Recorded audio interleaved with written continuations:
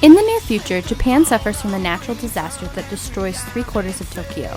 The state raises money in order to rebuild the city by sending convicted criminals from all over the globe to work at Japan's first privatized prison, Deadman Wonderland. Deadman Wonderland struggles because there are simply too many characters for a 12-episode show. Because of the show's length, there is not enough time to grant each character the screen time they deserve and need. Many get lost along the way, and despite having initially interesting characters, the lack of backstory and history leads to disinterest in their plight. Ganta is one of the best aspects of Deadman Wonderland. He's a 14-year-old kid framed for murder and thrown into this hellhole of a prison.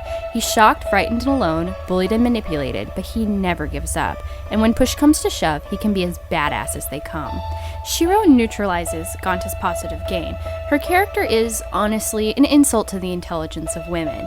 Her bubbly and innocent nature is appealing, but her ignorance and blatant stupidity is difficult to ignore. Tamaki is the assistant warden of Deadman Wonderland and is as cliché an antagonist as they come. He makes an appearance in nearly every episode to remind us how evil he is, and all he ever does is snicker about his evil plans. My verdict? The characters in Deadman Wonderland could have been so much more. There are too many of them, and none are satisfactorily fleshed out, though having a strong lead really helps dampen the hurt. Deadman Wonderland has the best opening act I've ever seen. It's incredibly suspenseful and hooks you in the first 5 minutes.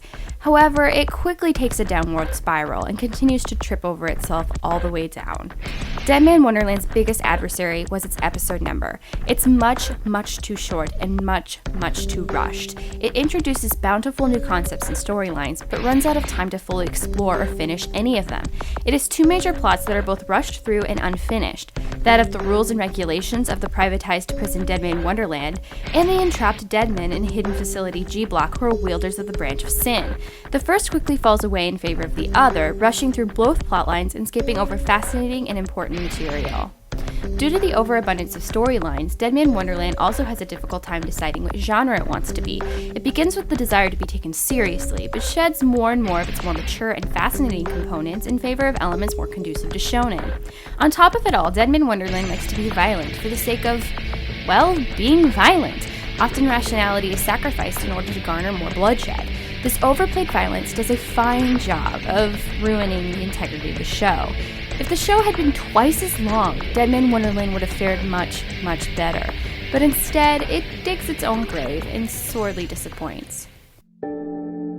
The opening theme looks amazing, setting the bar high in regards to fluidity and authenticity that Deadman Wonderland doesn't quite reach, though the animation is for the most part solid, and the use of distorted angles is exquisite, though sometimes the animation does look a little shaky.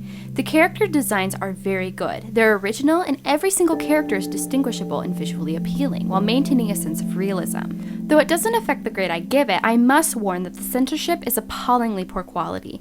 Most potentially offensive scenes are blacked or whited out, so often you have no idea what's going on. If watching the censored English version, every few words are simply bleeped over, which is incredibly irritating to listen to.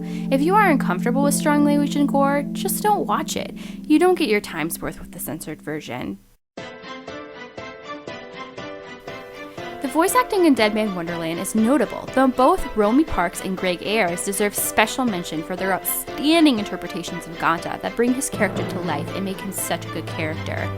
The soundtrack has a collage of hard rock and soft dark pieces. Deadman Wonderland's best and most noteworthy piece is track 5 from OST 1. Shiro's Woodpecker song is also notable for its cryptic message and eerie sound. The opening theme may not strike you at first listen, but it quickly grows on you. Not enough praise can be given to this song. The lyric and the feel of the song could not fit the show any better. The ending theme is nice, but relatively forgettable. On a more technical side, the show's volume varies too greatly from scene to scene, being much too loud in action scenes and much too soft in dialogue scenes.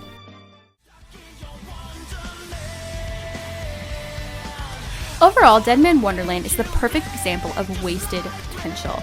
It had a great concept bogged down with way too much plot, interesting characters not explored nearly thoroughly enough, and other countless snags that drag this show from being potentially a great one to a less than average one. D+.